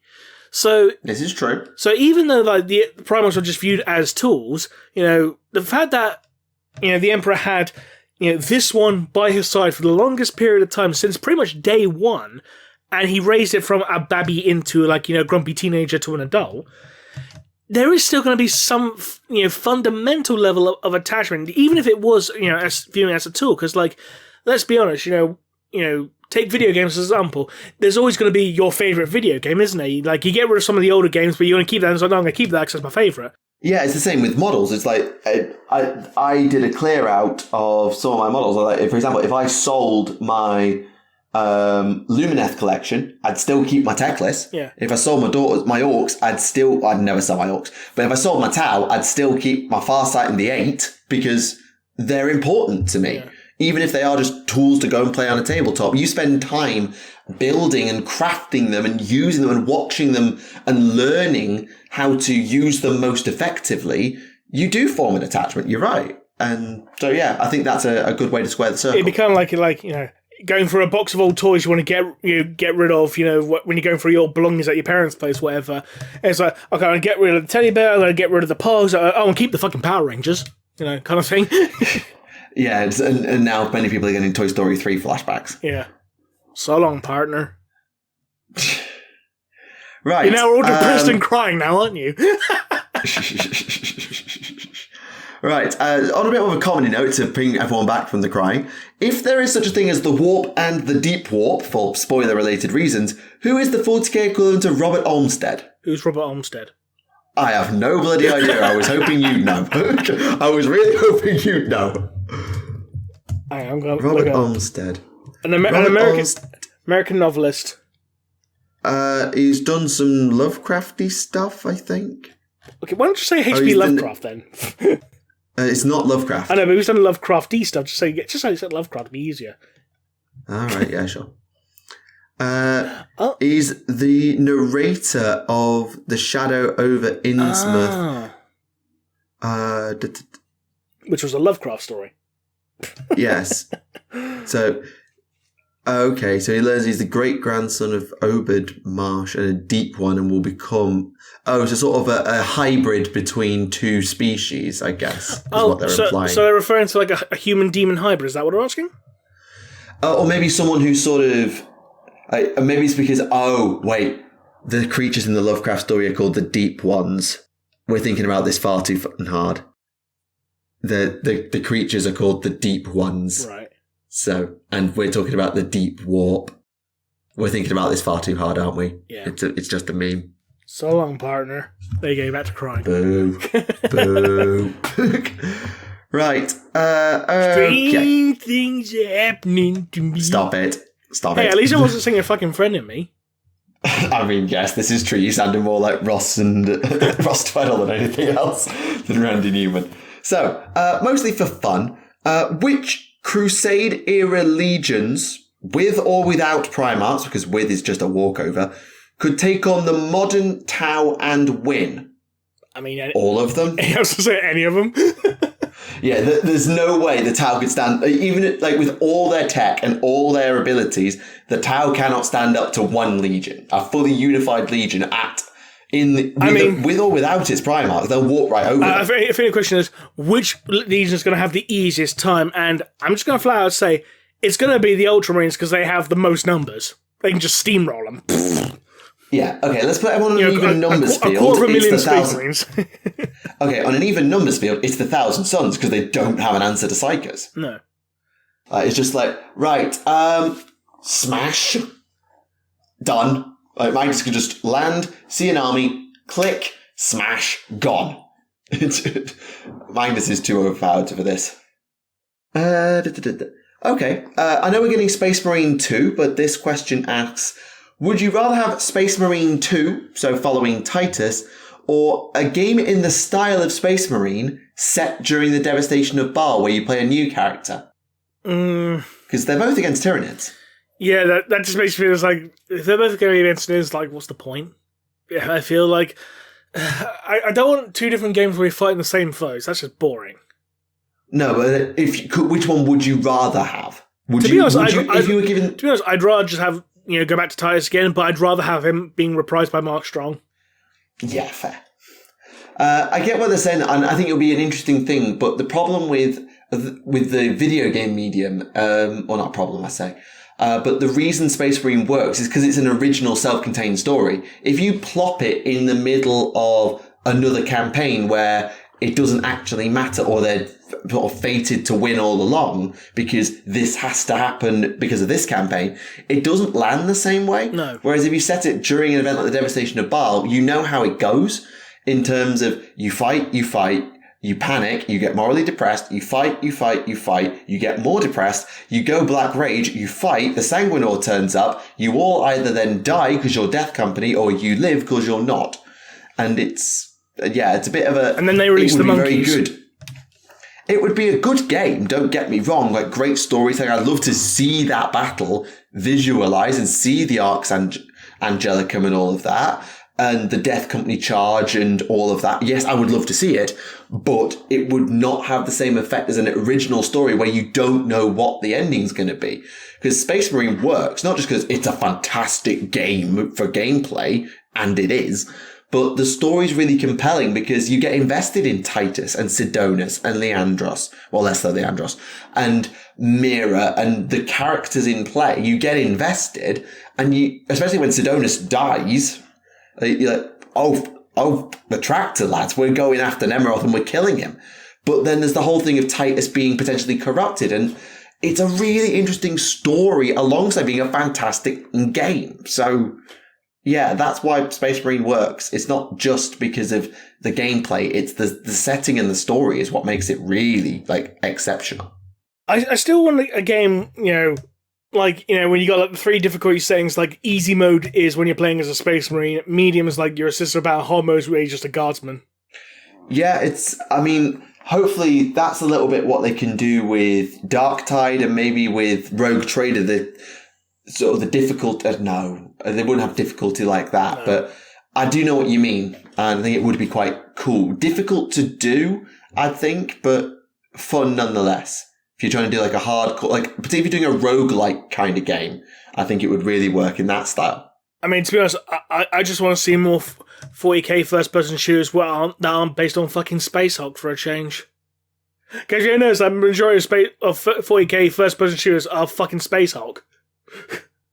Yep, unless we're counting Fire Warrior, at which point we just don't talk about Fire Warrior. Yeah, Fire Warrior was okay for its time. Yeah. It was like 2003? PS2 game? Something like that. But I mean, you've got that. Now you've got Bolt Gun. That's not a Space Hulk. No, I'm so looking forward to Bolt Gun. I know. I know. And one last question. It's aimed for me, but I think both of us can answer it. Is there an AOS or 40k faction you'd like to see more books about? This commenter wants the Draconith and the Squats. Yes, there are, but the answer is most of them. Pretty much anything that's not Space Marines or Chaos. Or Guard. Even Guard, I think there's enough Guard novels. Let me rephrase. Anything that's not Imperium or Chaos. Yeah, pretty much. More Eldari novels would be interesting. More Tau, obviously biased. We've seen from... More Orcs, because we've got two. Yeah. That's what I was about to say. We've seen from the Gazcool novels and the Mike Brooks novels that Orc books are great. So, please. The problem with the Mike Brooks... what was it called? Brutal Cannon. The problem with that book is, it was marketed as an Orc book, but Orcs only make up a third of the book itself, because the other two-thirds are Adeptus Mechanicus and Iron Warriors. So it's I'd rather have something that was mostly Orcs, like the Gazgol novel, that was mostly Orcs. And very, very good. The only bits that weren't Orcs were basically still having, an Orcoid or Orcs involved, because they're interrogating Makari. It's hey, we've got this Blood Axe Orcs who's been doing business with. He's got to act as a translator, kind of thing. Yeah, and on the AOS side, I mean, pretty much everybody, the cities have some good stories, but it could always go further. Stormcast barely have any novels. I know that's weird to say because then they're in a lot of shorts, but there's so much scope in the Mortal Realms that you haven't told anywhere near enough stories about anybody. The Lumineth have 3 books now with Godsbane. There's 3. The Ideneth have 1 and 1 where they're the antagonist, which is a Gotrek book. The Gloomspite have 1 plus 1 where they're the antagonist. Fire Slayers? Even the Fire Slayers have a novella. Yeah, that's it. They don't have a novel. They're mentioned a few times with Gotrek because everyone thinks he's a Fire Slayer when he's not.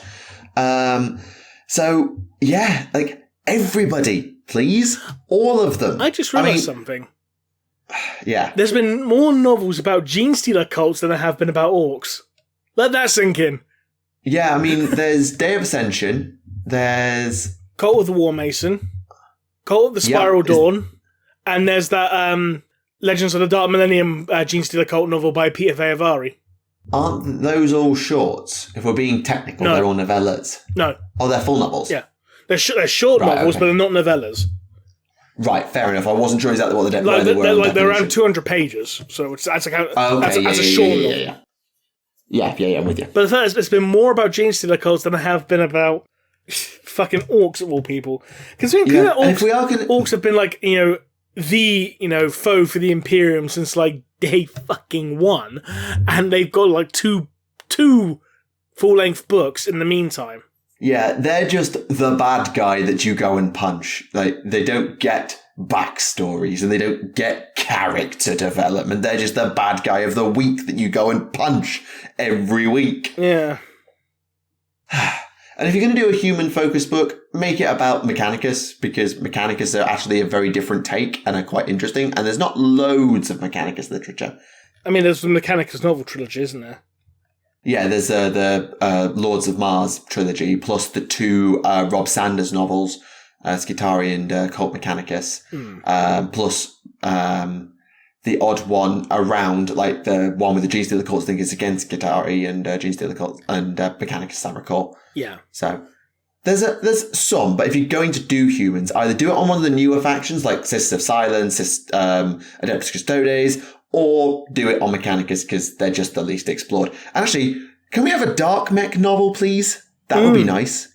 That would be really nice. Dark Mech. I think there's also been more Tau-related stuff than there has been Orc-related stuff.